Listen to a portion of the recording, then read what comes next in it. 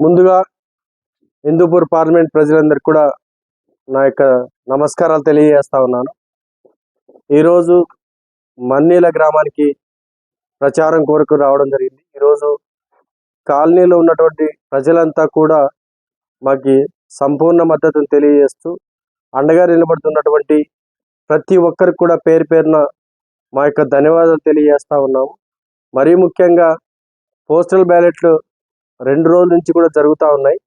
అక్కడ కూడా మాకు ఈరోజు ఒక ఇండిపెండెంట్ అభ్యర్థిని కూడా చూడకోకుండా ఎవరైనా చైతన్యవంతులు ఉంటే లేదా విజ్ఞానవంతులు ఉంటే వారికి మేము ఖచ్చితంగా అండగా ఉంటామని చెప్పేసి ఉద్యోగస్తులు మాకు ఓటు వేసామన్నా అని చెప్పి మరి వేసిన తర్వాత కూడా మాకు ఫోన్లు చేసి చెప్తున్నందుకు నిజంగా వారందరికి కూడా మనస్ఫూర్తిగా నా యొక్క నమస్కారాలు ధన్యవాదాలు తెలియజేస్తా ఉన్నాను.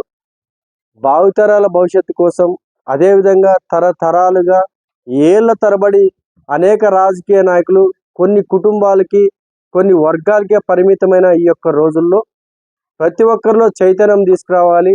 ఖచ్చితంగా వారి పోరాటంతోనో లేకపోతే ఖచ్చితంగా పోటీ చేయడానికి ప్రతి ఒక్కరు కూడా ముందుకు రావాలనే ఉద్దేశంతో మనం అనేక సందర్భాల్లో మనము మాట్లాడుతూ వస్తాం. ఈరోజు ఏదైతే ధర్మవరం డివిజన్లో సాకే వినయ్ కుమార్ కానీ అదేవిధంగా నేను హిందూపూర్ పార్లమెంట్ అభ్యర్థిగా ఈరోజు దాసగానపల్లి కుల్లాయప్పని నేను పోటీ చేస్తున్న ఈ యొక్క తరుణంలో ఎక్కడికి వెళ్ళిన గ్రామాన ఒక రోజుకి దగ్గర 25 నుంచి 30 గ్రామాలు తిరుగుతున్నా కూడా మాకు ఎక్కడే కానీ కనీసం అలుపు తగలిన పరిస్థితి కనిపిస్తూ ఉంది. ఎందుకు ఈ మాట చెప్తున్నామంటే ప్రజల నుంచి మాకు అంత భారీ స్థాయిలో ఉండడం స్పందన. అదేవిధంగా గత ప్రభుత్వాలు కానీ ఇప్పుడున్న ప్రభుత్వం కానీ ప్రతి ప్రభుత్వం కూడా ఓట్ల దగ్గర మాత్రం చూసుకొని ఆ తర్వాత గెలిచిన తర్వాత గ్రామాల్లో ఎక్కడ పరిస్థితులు అక్కడ వదిలేసిన పరిస్థితిని మనం గమనిస్తూ ఉన్నాం. అదేవిధంగా ఇప్పుడున్నటువంటి మన ఎంపీ గారు ఎవరైతే మాధవ్ గారు కనీసం 6 నెలల నుంచి ఆయన కనిపించిన పరిస్థితి కనిపిస్తూ ఉంది. ఈ విధంగా చెప్పుకుంటూ పోతే అనేక సమస్యలు విలయతాండవాన్ని కనిపిస్తూ ఉన్నాయి. మడకశిర ప్రాంతానికి వెళ్తే ఇప్పటికీ అక్కడెక్కడో సినిమాల్లో చూసినట్లు కనీసం అక్కడ డోర్లు కూడా సరిగ్గా లేవు ఇళ్ళకి. ఈ విధమైన అభివృద్ధి కనిపిస్తూ ఉంది.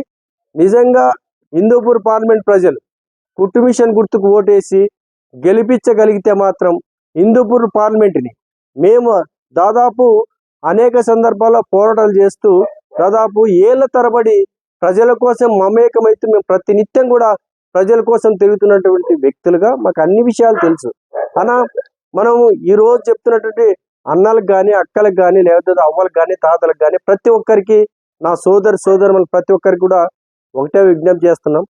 మనం ఏదైనా ఒక వస్తువు కొనాలనుకున్నప్పుడు ఏదైనా ఒక ఇల్లు నిర్మాణం చేసుకోవాలనుకున్నప్పుడు ఏదైనా సరే మనం ఒకటి చిన్న ఒక షర్టు కొనాలనుకున్నప్పుడు కూడా 100 సార్లు ఇది నాణ్యతమైనగా ఉందా లేదా, ఈ డ్రెస్ కరెక్టా కాదా, కలర్ కరెక్టా కాదా, మ్యాచింగ్ అవుతుందా, ఇన్ని చూసుకుంటున్నా మనం ఒక ఓటు వేస్తే దగ్గర 5 సంవత్సరాలు వారు మనకు సేవ చేయాల.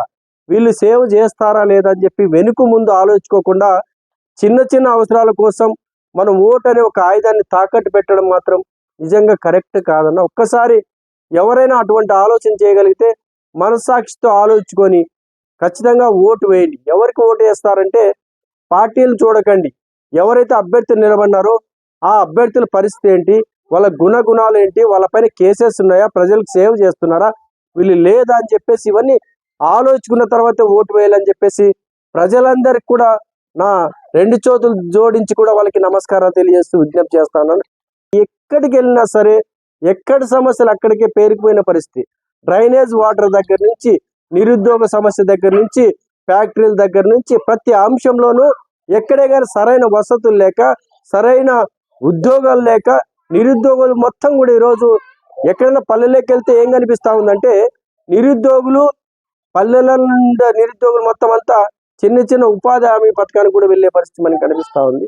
ఈ విధంగా మనం నిజంగా చదువుకునే వ్యక్తులకు ఉపాధి కల్పిస్తూ వాళ్ళకి ఏదైనా ఫ్యాక్టరీలు తీసుకురాగలిగితే ఖచ్చితంగా వాళ్ళు మంచి ఉద్యోగం తీసుకొని మంచి భవిష్యత్తు వాళ్ళకు ఉండే పరిస్థితి ఉంటుంది.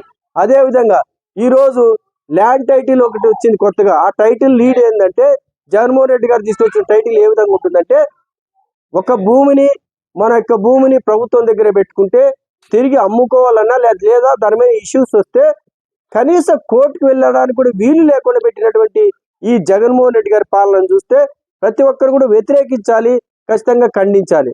ఇటువంటి పరిస్థితుల వల్ల మనకు కనీస స్వేచ్ఛ లేని పరిస్థితి.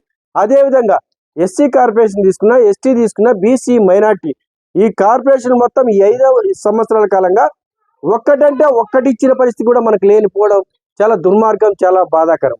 అదేవిధంగా మనము అనేక సందర్భాల్లో మనం మాట్లాడుతున్నప్పుడు, చూస్తున్నప్పుడు మనం అనేక విషయాలు మనం చర్చించుకుంటా ఉన్నాం. మనం చాలా సందర్భాలు చెప్పాం.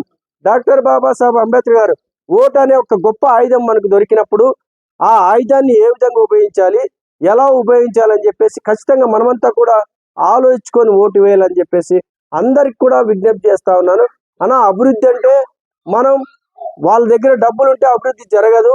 ఎవరైనా సరే సేవ చేయాలి, ప్రజా సేవ చేస్తేనే మనకి ఎంతో కొంత అభివృద్ధి చేయగలుగుతారనే ఆలోచన ఉన్న వ్యక్తులకు వేయాలి. అభివృద్ధి చేయకోకుండా ఈరోజు కోట్లు డబ్బులు ఖర్చు పెట్టి తర్వాత వచ్చిన తర్వాత సంపాదించుకునే ఆలోచన చేస్తారు తప్ప ప్రజల సేవ ఎవరు చేసే పరిస్థితి ఉండదన్న.